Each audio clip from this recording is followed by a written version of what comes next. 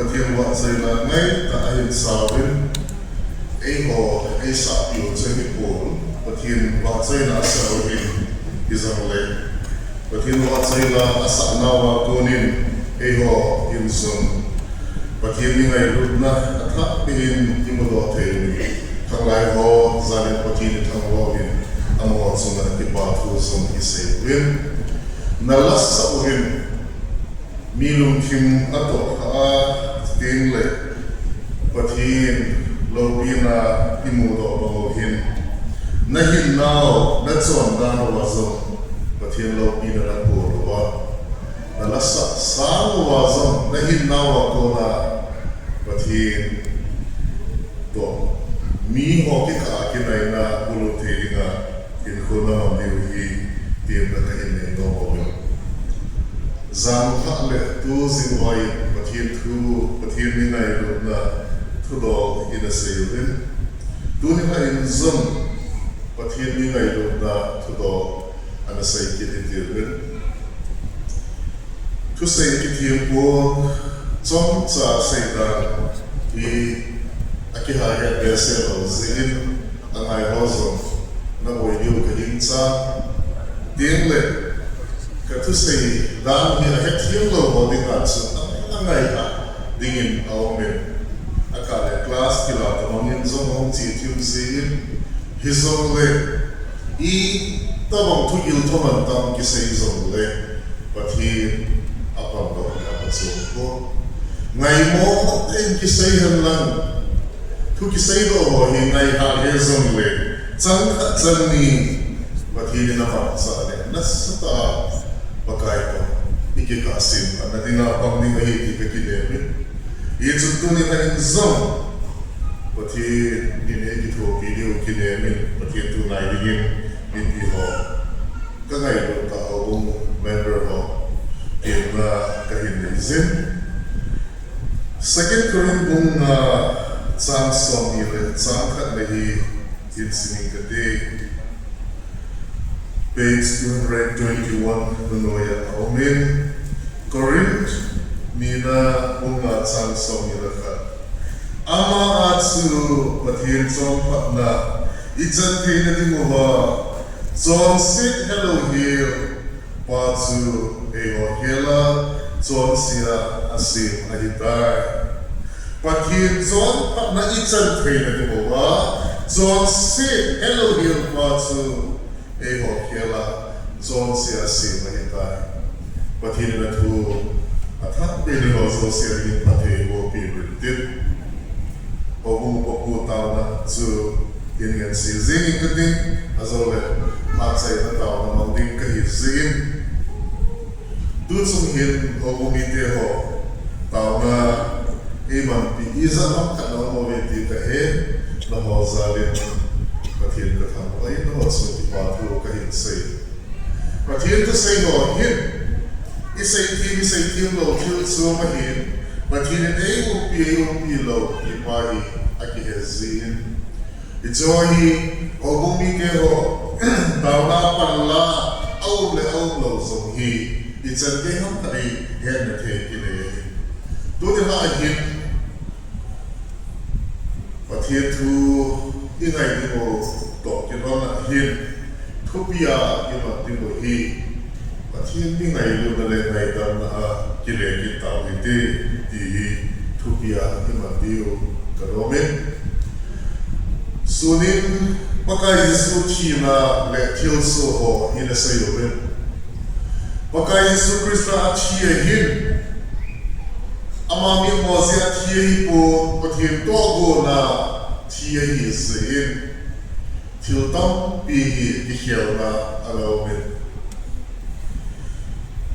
Pathian to say pabet kana ko na zung izata diu ka ingsain Pakai Jesu Krista hin Calvary Cross nahi Gala la galien ben asahin Leisik sunga gal kisar wahi Anamani nga patso Ahilaw le Agamani nga patso gal ahibobin Ahila pakai Yesu Krista na sa pagi nam kanin zong asat hilo gam kanin zong asat hilo China team na azam isa thehilo satanga asa hi kanlai te la tisandu ahin sawin nang leke tisani ne blood group zangza so si hi dingle itisanu hi amantam da so tisan kene lo dile hinna kimolo dile pakai so tisan amantam da hi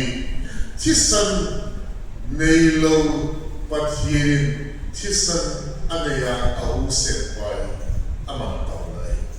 Katilo na pensu pathin hi agaw gawau pahin nang le ke mga limlemel itsi pasal hina no may hina limlemel ikun ho kapag mer puso na hipon ahilaw le nang le ke mga kelbo niya tisan ta niya Hilko mangzong ahipo, hizong le, hitsi nagaw bumaum, hitsi pakay Jesu Krista pathin sa patso, nang leke ngay lut singwa, tisan mihimit anay, tisan tabang bangso, ahong pula, hitsi tisan so, ahin pia hinna hinay wahin, siya so tisan lo iti wahin, amantam kaya zingin. Duning yung ahin, Pakai Jesu Krista Calvary Cross na kupi segi asay lo pansa hi patin tunay din ada gibo mo itin. Pakai Jesu Krista cross na hunti na hi til kidantam pi arasuin. Iti til kidantam pi arasu ho la apatsu pensu ibiham. Iti la mo tim ho aylo le Itzi miki na todo ailo waile lina ki ho a hankora ki hon ho ki ho sa kupi wana ki ho dinga patsu pese lo e I ho dinga patsu pese ki ham ki aile don so na tidin tasa patien to ki henda sa ho patien to ki zong take dinga hu hinga to e ki hon pi pao Juan kot ehodinga hon nahi na pai hi Jesu Krista atina iha ipero nahi pathin sa hitalo ho pathin sa hithi kidin mun egisim pi pau hi iha panape no hi izrihin pathin thamwa nai bewin kupi sagi pakai Yesu cross na anasay laahin amasapen hi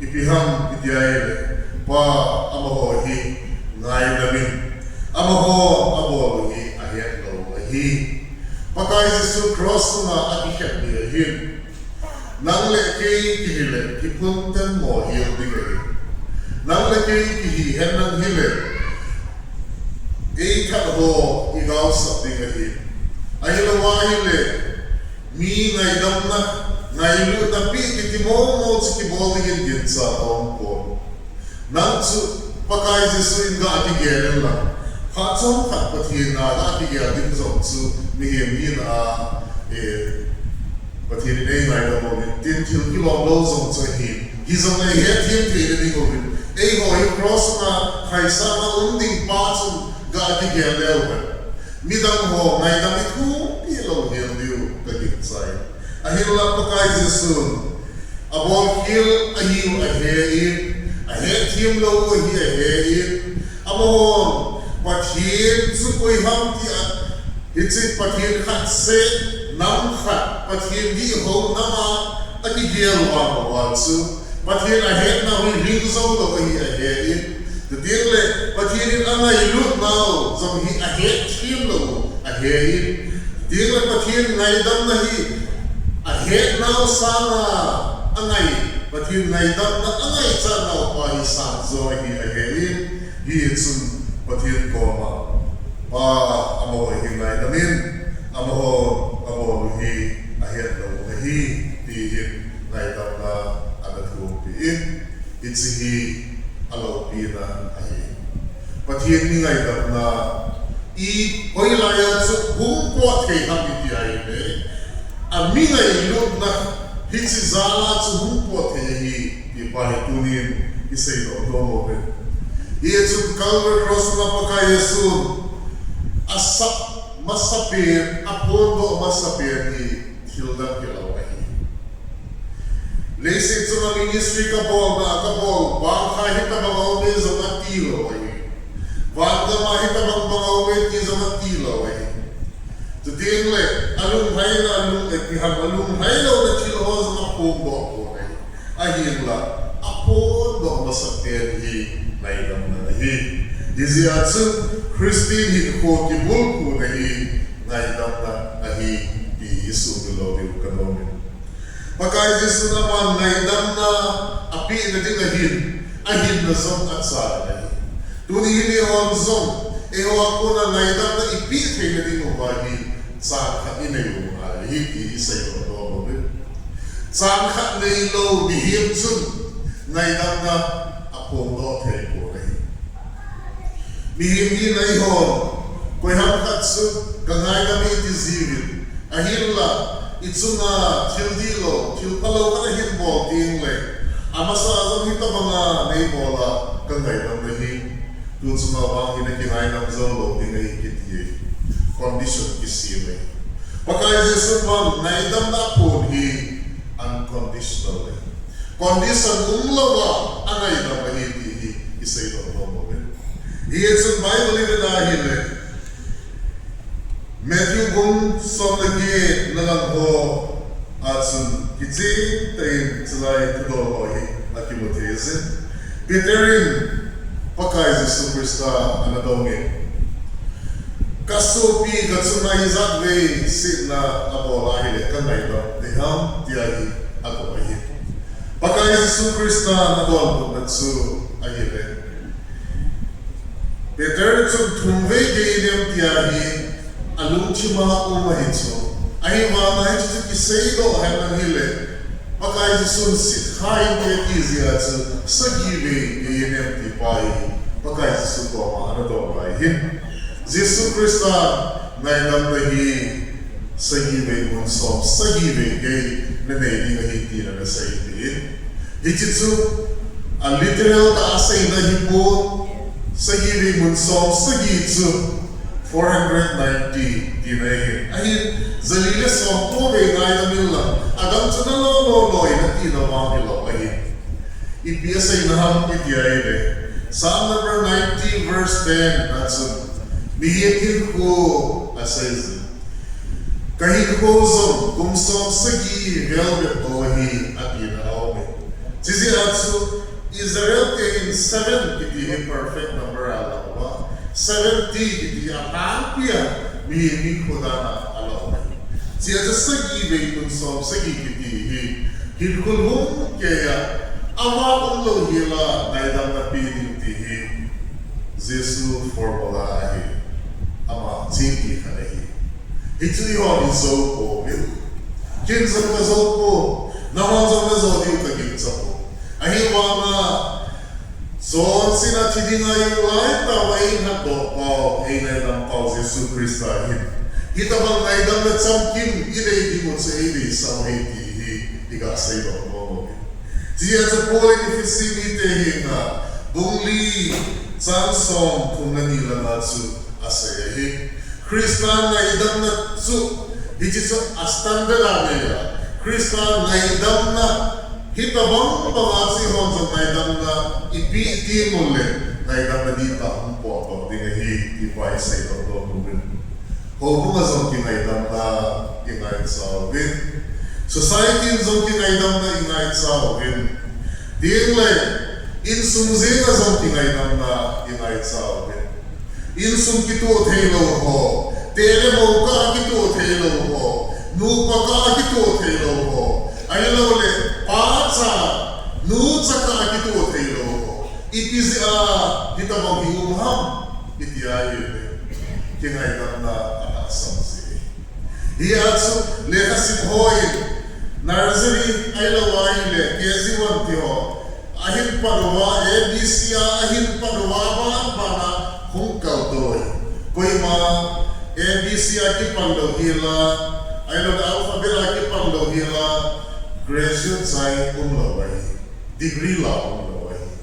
ikipat na su alphabet na ikipat na hitabang na su Christian hin hozong hi ngaydam na ikipat na iti sa iyo.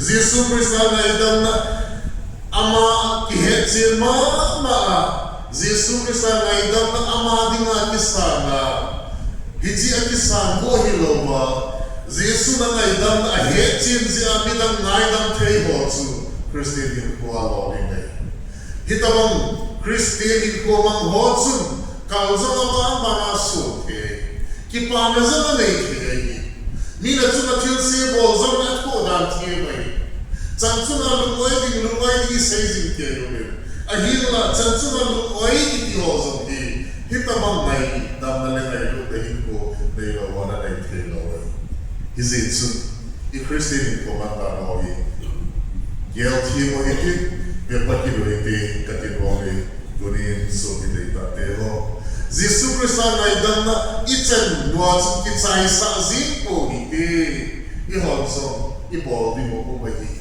ihonsong inaidam di mo bahiti wahi isay doon zingway atsun kana seizi huhin sa nading vandam kay nading sese diyan po hiti leisi dazo ihin komanda lohi pathinin avet zinagi ipa kana seizi bigyan o yung kaminsa itsun patay zisun pa amaw hingay namin amaw ahen na wahi kaya naidam at kumpiyahin Anina ayin iti anasayam iti ayile. Tabia ka sa iti nahi tuni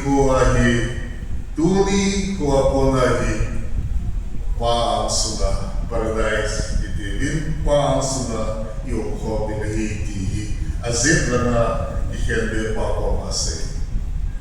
Tradition, Bible hin ko yahi isay ko tradition at sun azit le abiyat kiyagi lehaka atsun tita le toma kitin lehaka atsun khalit asut kitna atsun azit la na pahi dismas akitin bela na pahi gesta sakitiyati itsohi atitsa jong himay kini kizong hilaw may kini izong na hetiyong kini din atsun kisunzo kining kaginsa ayil na apoy mo atsun cross na Kihet bi elaya zong soca na mu to dingle soca na mulaw ahina pahi. Jesu Krista ahuhin po kisna o soca din Bible sansalay kita adoa pathini ni mga hibago na ilo dahin. Guhizong na mata sansu at iyahi. Yat huhin nahi san pada umit san tilo pada umit ipahin sanayin. Egya rosakin.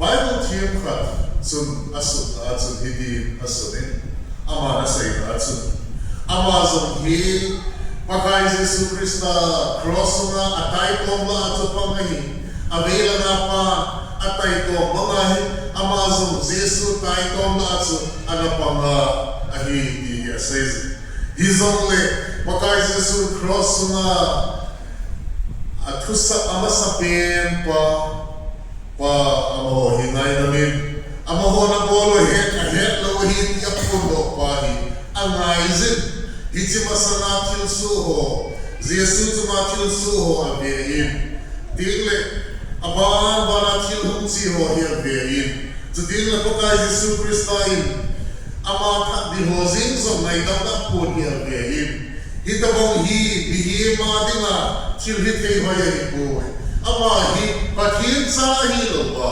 pathin ako na hong kisol pa mesaya sa hilo ba nile hitabong ama kunin pot kay kontiti ahet si atso naidam na ako na pathin sa hinapahi ahet si na si atso hui kay so mahiti ahena Jesu Krista ko mahi nagamdaman tingle nehesigin ipahi asay Jesu Kristai dunia ko nahi pa sumayong tingahitihi asay tingahiti asayo nilay didingin sa tagerin tuni na zawa naidam na po ni sa ibang sa mawatso mihohim kaya ko na zildo kaya na iding ni po ni watso tulay Christian tang tahi kagerin cái dòng cái gì dùng dòng cái gì của nang mo dòng cái gì tu ni ai ko di ko ba te ei ho ako na ngai dam na ahung po thei ding le hin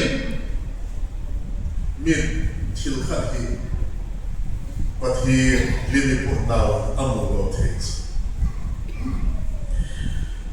kilo pisa na ding le kisai pa na ding a kasai chu a hi pu a hil la kezo loi te ho khat hi abin zong in sei dan ka tin aso the thim tai private teacher ka pa lai sum hi kabat sai a hil le pa anei si ham asa di pari na sa tapo a hil le pa anei si ham kei maya mo se le hin ipala na kana nei zing zing ikito piding zong pele le zing zing ka hi posu ko mo le zing ahile itin sun kalung thimahin biham Bible study ka bola tawa taman si zong le ama ya ukila zing zing tai ya chundo ka support pathiran sun na ki hanin ngai lam ta nge zuli si wa nge koina ya zuli tin ko le mi ki ngai lam the ya ti ti lo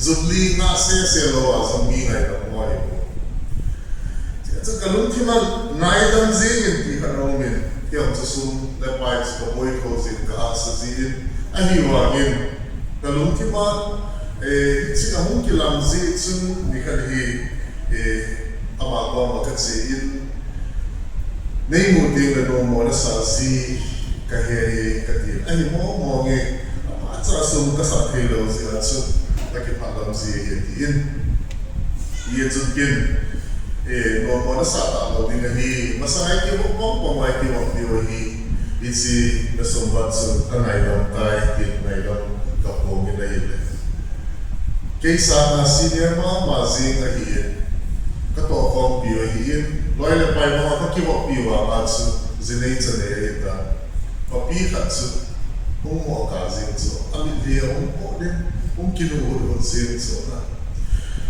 ipiham pathin sa hi na it is state pa hi mo kha ting le koi la hi zong le awang so anama ma zing so kan hai da tai ki wa ma so sum la pa yin zo it sa ti mo hitia koi ham khat ngai dam na sum la pai mai zing a zo so ngai dam na i pu so a sa le zing wa gen e ni so azam khai hiti ngai dam pa ngai dam lu a di ga zo so i ham pathin hak na khat ni amu do a o ben na ta ba ma hin pakai zi suin zo pathin a ko na hiti ngai dam na pa hin a hin ko ti ka na chu cross na kai sa na azil na pa so sa na amu lo hi a kin boy ngai dam ta hin hin phum hi han na hi le wa loi hu hin ko hi na pa zo hi a ki lam do zo ta na de o ti ka mu ki ma o si ye chu tu ni hin atha bein pakai Yesu tu se hi guilt and guilt azil na ki kai pa hin ku hin na akin mo ama hi tu la ya ho mo in na sa tai get so yo ho bung da sunga lo pizo ho na i ba sao po pakai Yesu nang pi na dam sunga ta sunga zo lo wa ako ala tu kham hele ta kwa ma ma li so mai cross a kai sang thei bi bi ti so o bunga zo kita ba vera un te te li yin sa ro to tha hin ko ma nga hi government do hi kita ba nga so si kare zia chu cross a kai sa a o tai a hi wa yin a hi ko a chil pa ana bol lo hi ki thei hin tin atam zo a segen hin ko ki pisita hin ko mang hi zo le Jesus Christa abel zin ai dam ansa turi hin hu hin na ko ki zo hi wai de hi igel no de no kasa Jesus Christa hu hin ko ki san ho zo si ava ai ahin na ko ito bang Jesus Christa hu hin ko ki san lo i khawa le cross na azil na pan pakai Jesus Christa ko ma na gambalun ke ne ki al zin ati mai huhing na amoi Jesu hi huhing na pithe Jesu hi pathin chai ti a het sin sia huhing na amoi Jesu hi tunin song Jesu ta sana pathin chai hi na geldo a tingle amalanga kisia lu hei ho hi pakai sana ta sing hi ti sei do Judais kerot wangsu langkari ni sei Judais kerot wangsu Hillo kisay ng hile amahi bandang akay mo na tingin ba sa amlo as itsu kung kumel tabang pakay Jesu Krista ay taana zuyahi tulay jong hobong ayo na hile sumsing din natin hendo hi adang ojo taasan mong koy tinahi po taasan mong hola azong sa hindi hi finance lampong ay the treasure lampong hi kitusazi Seizi hola azam su ta asan ta endo ana hitso finance ana po ahi sumsi na ana po ahi hijan dia su seizi hola no su ahi judin le bakaya su phala ya chil ki dana na bol ho zama na musa su ke din le amana ta azam Jesu Krista seizi ho la su ana panga say patsang hola yung sa napampir ito. Iya su hile wa say di hile. Judais kirod hi wantang kay di ating maazile. Ahila apakay pa azu to hi. Azu to hi akisin he zemin. May tendiya ito. Akisin na may hin. Huhi na ipit hirot. Judais kirod hi kisiyan na ay wangin Apat sana kisi po na hi. At kisi na pale alunghe na din pahi pagkayang suna apo dito. So ang sikitihi patinin dila po. As ito so ang sikitihi mihim daw na hilawin. So ang sikitihi lahi patin daw na hi siya. Mihimin ko'y matsa. So ang si na ito na din rakin na ilo.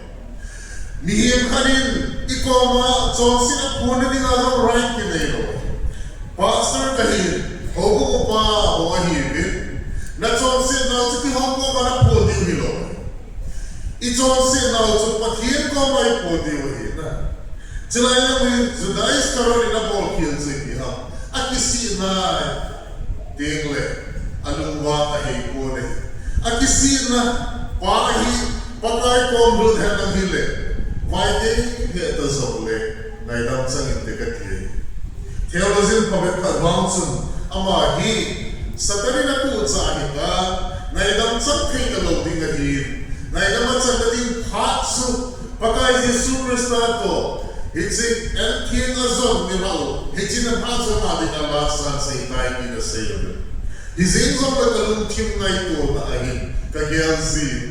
Judais karorin o kunusa na azo do hitazong le haulang kayo koma asumagale pi samtsu pakai Jesu Krista koma ki surrender ng pakai tawol hilde says tay tin naidam tuman ng hile naidam sa tingin kagere na tunihin kasi o pentatsu pakai mo isu na bahin huhin na dita sa nailoho kigero iti Pakai nung isu na bahin, sila wandang kay ni nakikibuka. Kikisima mazina. Ahiwana itonsin na pakayang sumakipong kalo. Jesu Krista na idam na zong kitsang lo. Itabang sihi kahile. Judais karon tabangahi kiung tehi izitsu paragay. Masangahi Jesu ibeldiyo ikitim taway. Alang hakirat sa ibet ahile. Peter Hilko imobin na. Peter Hilko imobin. Peter Hilko hola ang sa loy po kahila. Ahila Peter Hil, makay Jesu Krista azui na hiibirayile. Galkangin azui peyatis. Jesu Krista hiding san peyahi. Amadwa kuatan san gewahi. Galkanga azuya. Azuya. Agalmite ho, Jesu ading agalmite ho kunaga umma na nom nakitiwa ke tulot na nom nakitiwa tulot sa buhay. zoom na sa nangyang sila hinto at say na ahile dahil apagkaisa na hin sila pintawa din mo tunya ikikobyo ka mo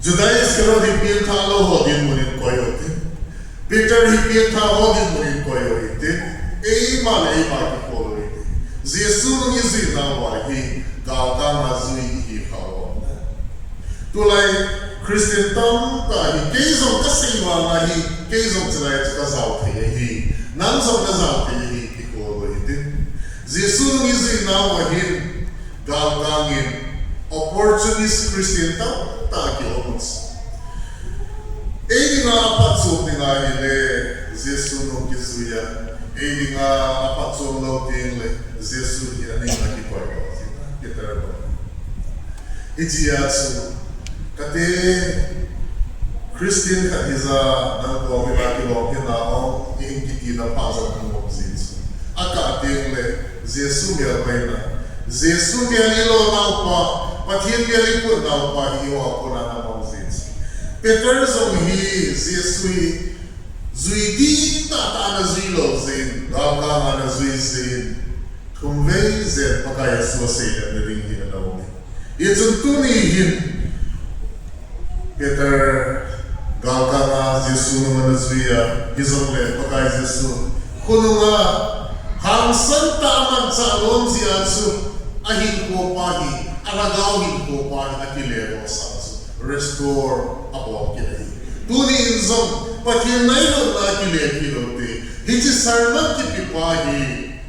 Sarman kupita zong hinomay kinahi. Hizong le tunihin nangin napakay nung nazui na ahilo na Jesu nung nazui na hangsan ta nazui kinadinga patinin naman sa sarman ahiling hi kakinay zingin Yesu Tunihin pathin po na ngayon nang zong Peter mga Jesu Krista sa ilang tinahimay kiri Laya krosa kikende Vela nga pa ahet himlaw siya Jesu atay koma Nang zong kihuhing nila Kaya ini zong na ihuhing tangang kipawa kinahine Jesu ay hello mo ngahihin Ahin la tunihin Jesu Krista ahuhing ko ni kisanta Peter kabang mga Pagkain nga zui na losong kisama mazin ko tabang ihikaayin tunin pagkaizin at ikaw kitingin di pahi sunil po itin at kung sen na sinaya isay mo mutsu ipiham pagkain Jesu Kristan kupitum na asay na ahin nomay ver natsahi Di says, Pagka Yesu anuhi henu atipoy. Hada matsu ayin suma henu ti ako wakolo patsa Bible asay ko boy. Ayin la jalay cross na ayin henu natsapalgen ti na saypo ayin domay ver natsahitin asay.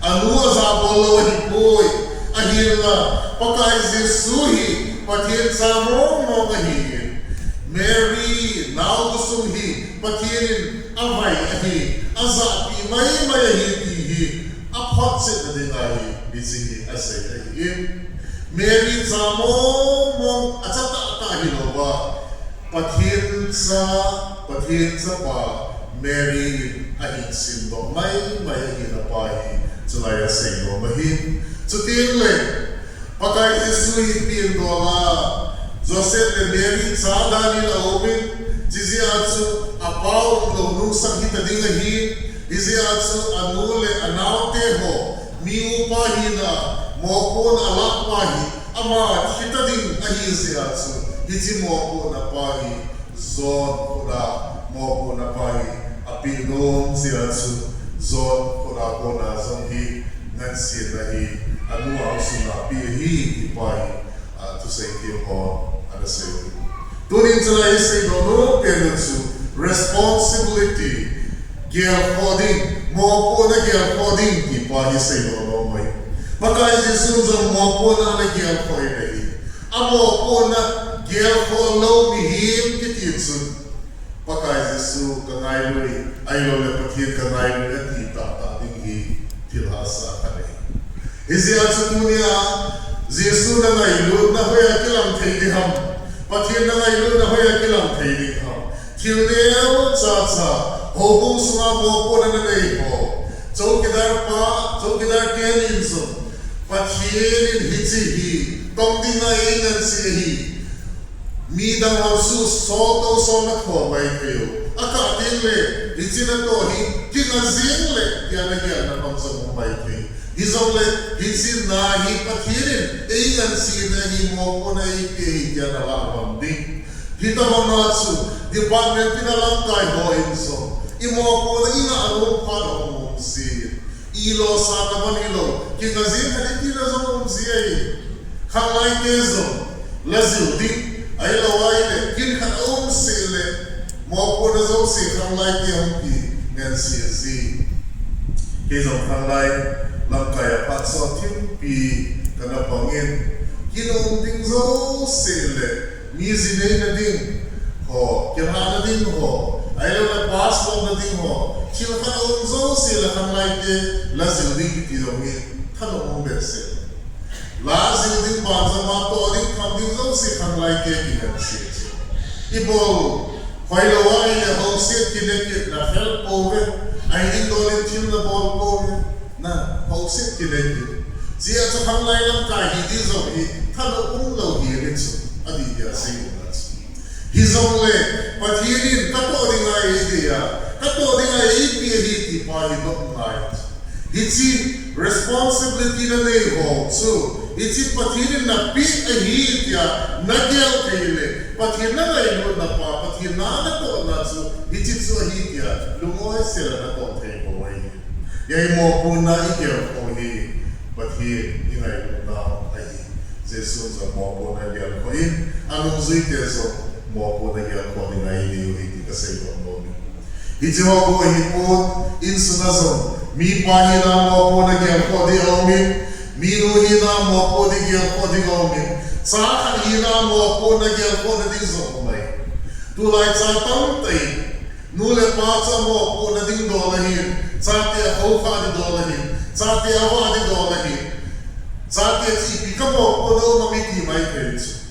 Nanuna pa na zabo, nanuna pa na kipasa di sa takbo mo hina sahi na namoko na itsura. Ipibola nanuna pa na kasa zingzing, ipibola kulay na len zingzing na inazo unlawa, inazo unmalo, giunalo hila, nanuna pa na lumkham sa zingzing. Sahi na namo pura na zolo kirecho. Ya setunia hi ibo mai ki dia su ke diu kanu ne. In sunazam imo pona si ilawa izo di patini na dei. Dirle abana bagai Jesu na sei sali na kapatin ibola neida na bagai Jesu Krista hi akan na say it's hepa it's apa amo hinay damin apa hina pathile mihim kita hitalawa pathile kita na pathile at sapa kita relationship na patso akan na ya na say ahila alina HQPA hi kapathin Pakai Jesu apa sih ipibola kapathin natia. Gel di kapne. Patsa ni hi stula. Awin apa su stula ozahi atzapahi stula tu studene.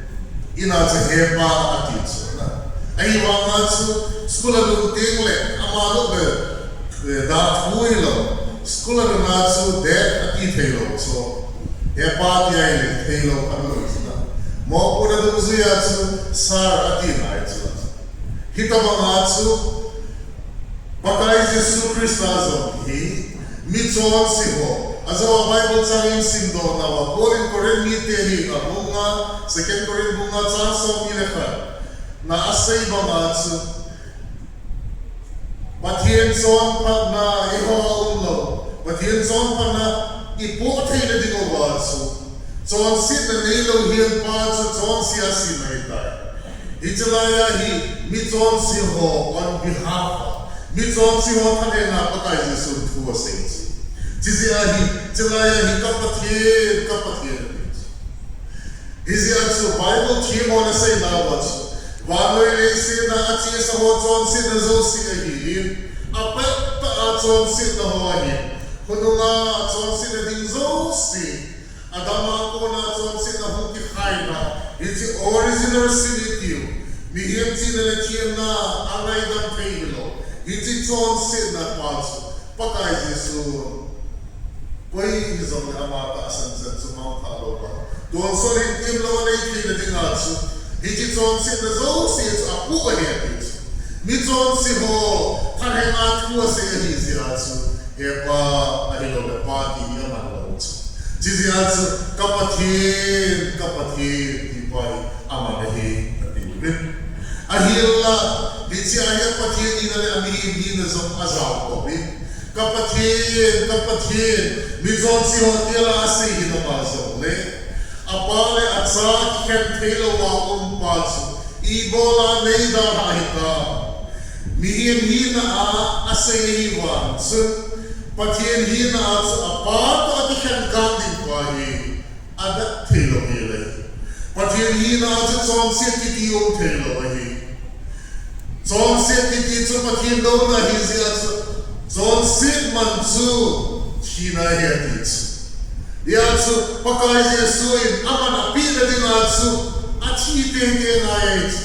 Nalagay ton si mana pina din atsu achilo le apia pelo disi atsu kalver person na hi ho ton si zo si apua yo ton si zo si kela hi pakay Jesuin cross na kina ahin tuwai. Isi atsu polin robite na bunga sang kina atsu minahin.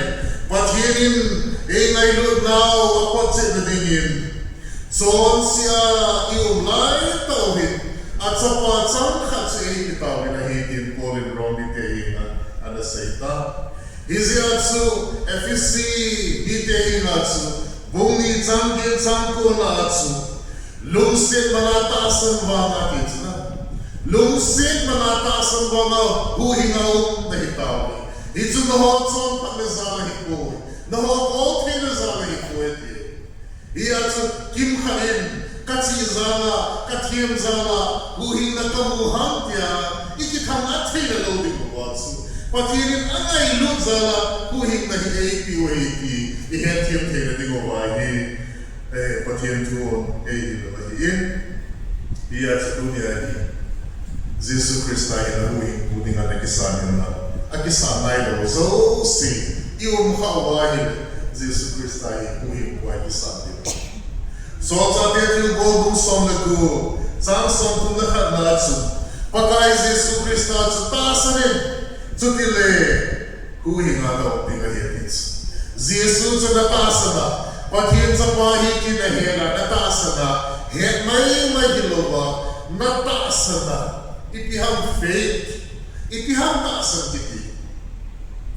Lain ilung kimay ko ipay faith hilong so. Het na may mahit. Iti knowledge part. Ipiwala patien tuwi sa iziwa. Patien tuwi sa ihet na wa alu masang na itla. Izaw wa ihet na wa ikoy biyo. Iti zaw din letun. Iti patso taasan na ilo na ba ito. Taasan na iti din lahin. Ipihang patien na kinay na lutas. Tuwin to na lumong selin na tawin. Lumong sela na tawin si Bizeha. Na to na utso na pozo diyo na hezi watso na taasan utso. It is a faith kalit. Na faith exercise tamo kalit. Yatso amanong kazi di pahi Jesu Krista ihuhin kuhi di ihet may mahilawa ikipong may mahilawa min pat na di hizongle kamin pat piding min sit na di hizongle kamin sit piding hoy lai mo na iku hizongle na kadinzo di kahiti pahi faith itso. Yatso Jesu Krista itso hitsan di yatso nataasa nahile na so sa ating nahihintines. Tunihin, Jesu na taas ang dizing ina. Jesu na taas ang ahem loham, nangle ke ikikol si dihi, diyong kasama mazin.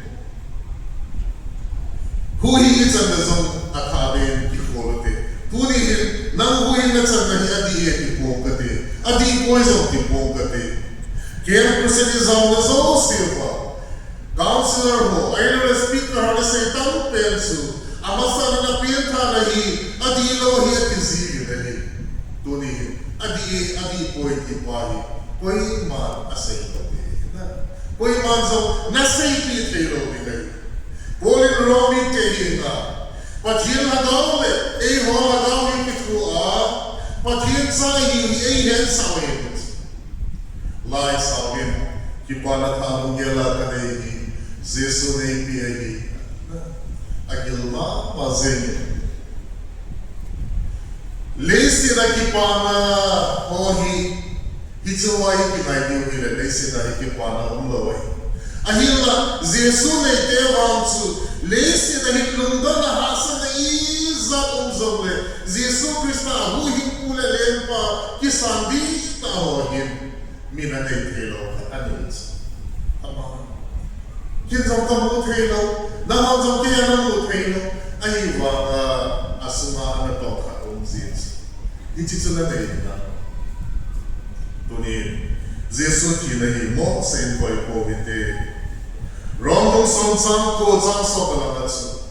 Ehon, inumuway ta sa luwa, ikamuwa, Jesu Kristahi, pathin sa pahin, at hihola ko nila kong kitay kita sa luway. Nasuot sa ating kahi at iyayo na huhing nagiti formula umlaw formula umlaw hataway tao siya suot sa ating kitsang hilaway ahila Jesu Krista Calvary Cross na akong kipahi patirin kay John say na doon natin azong ahin solay izitsun ama kataas na ahile ama ahin bangay kay John pakating ama ang sunga di nga pagkating ikuya hong kidingahi ikinin na tsu kinezi na itsu ihazo ulo zongle hisi kinin na tsu na idama na itsu kapil ta na hiya di o adi di o chilen wandang ka kaiden may di lang at sidiyang tiya lusa ina kiti umlo itsu kuy manong kapazo ko Christian kuha naidam na zon at kuka sa imangin kaya zon akong tatazo ko ngayon na sa tingin ka na iso po ahila Jesu hina ka na yati wakin kakiyan na hinakiyan na tihitunin ko iso kapawamin iso tunihin bagay Jesu hina AP wahi zon muso na nazang kitsin tayo imuhupin izi atsu bagay Jesu Kristahin Epa ditalawa kapathin bola neda di cross na agase hitsi hit nangle kay chorse apo para ase igya dosimutin ietsun Jesu ko nahi kupita igya de ka no nahi angana asensu kadamat sai tiye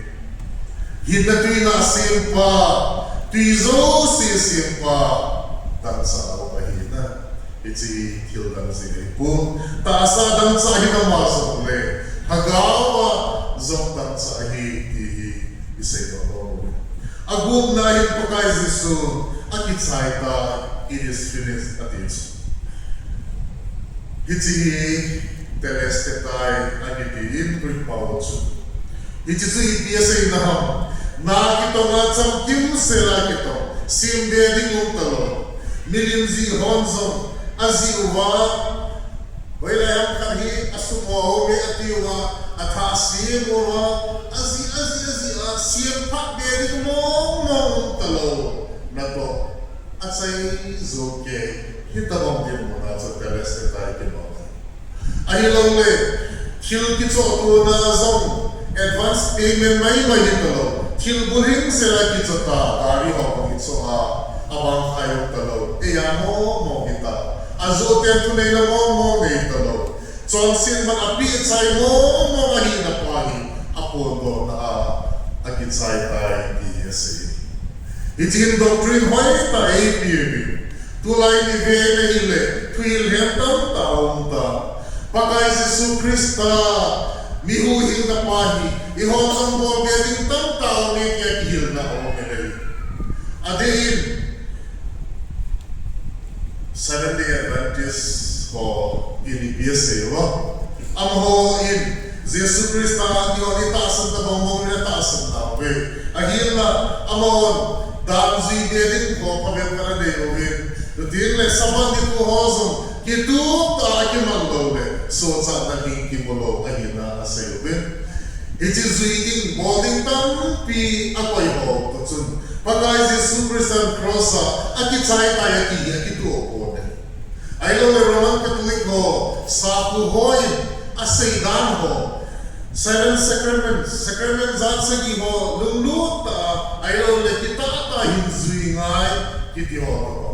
Tiltam piso sa nating asay ho to, akito ko na ipagay Jesus. Isiyat ihon, Jesus Kristan, huhinga na ato, imazo si ato at sa kita.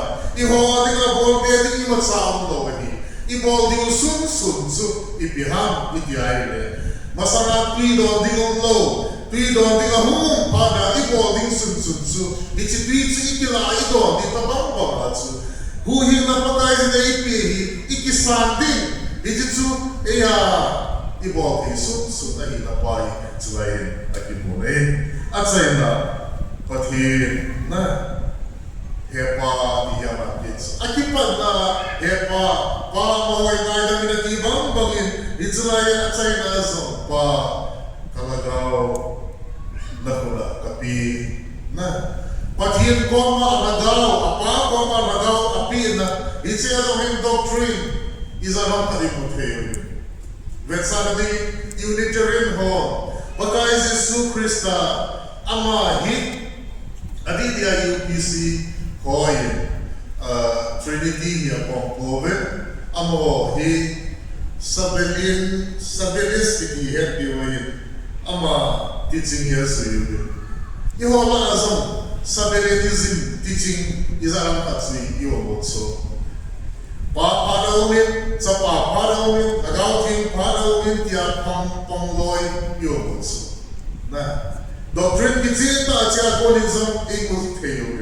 Pagay Jesus, paano ko nakalagaw na piyati aile, ama tsu, one being hagnoya, 3 person, umahiti pa, Trinity ahina pa, 2nd person ahina pa, so like, ahiti ma, mazing na. Toy, Unitarian ho, yung isi na po, sa ipihan, Jesus Christ ahi, kilsiyang pa, so ahi, Tudinle, mihudo din na lesi na bihima humpinga, pazo ngahin. Vana, vai hom di imazosi pazo ngahin. Ama atsun apatong zuya, papana tsupana ato, tsapapana tsapana ato, hagautin na ato, ichi apatong zuya ato asayo. Iho wangso ngahile, one being noya 3 persons ho. Papatin, sa papatin na nagawin patin. Chilsi mazaman ay pang-form hivin. Pagkaya si super sa naisip di mahumpi na sa nato o mahim. Kung saan kaya huhing na natole, kung saan kaya sa nato o ikantang hilo ay hivin. Di bahi, ipamula itasan ay hivin. Siya ko na sa doctrine, Trinitarian doctrine, at napasang imubin. Hitiban zoma iborito zo se patin koma pido hangay na pazo hitirayin hitin tayo imubin. Pagka Jesus zingin zom anagaw apapo ma apido o himo kunadola su tudihit ito ibol zo se patin koma kibok sa dinhi Christian hangila poy mama mazina iti isu nilaw kanomin patin tuwin ay now sa mong sotain isong lung natsima Patien tu ingay hiham hawin. Ingay kayo na upasok kung tayo Hiziyatsu dunia hi patien Nehkhohao darawa ilatsiyo ahiin say feel say go but he may I don't want him it's an gay as I it's gay para la zin na chun si wa ki pa thu ka say zin but he may I do na le but he may I don't na ki le it is okay again but he na thu is say now it's an si wa ki pa thi ko kita